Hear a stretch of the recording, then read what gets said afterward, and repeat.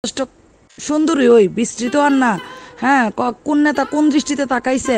কখনোই বোনের সম্মান দেয়নি, কখনোই মেয়ের সম্মান দেয়নি। সবসময় আমাদেরকে ভোগের পণ্য ওনারা মনে করতো। যেই মেয়ে শরীরে ওনারা হাত দিতে পারতো ওরেই ভালো জায়গায় নিয়ে রাখতো। বাংলা কথা বলি, কারণ বাংলা কথাগুলো এখন না বললে নাই হবে।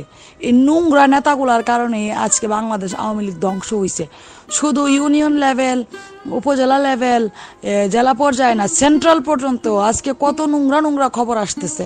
হ্যাঁ, সেন্ট্রাল নেতারা বড় বড় নায়িকাদেরকে রাতের উইং নিয়ে নিয়ে রাখতো। এগুলা করে করে আল্লাহর গজব নাজিল করছে বাংলাদেশ আওয়ামী লীগের উপরে।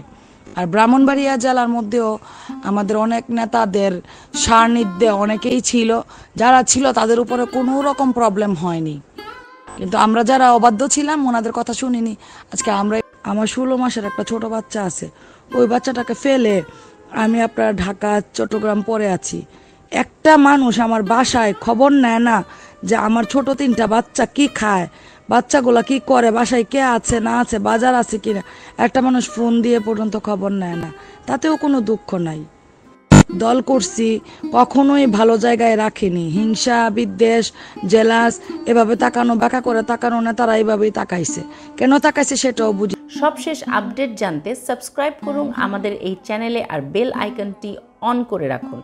ধন্যবাদ পুরো ভিডিওটি দেখার জন্য। আর আপনাদের মন্তব্য আমাদেরকে উৎসাহ জাগায়।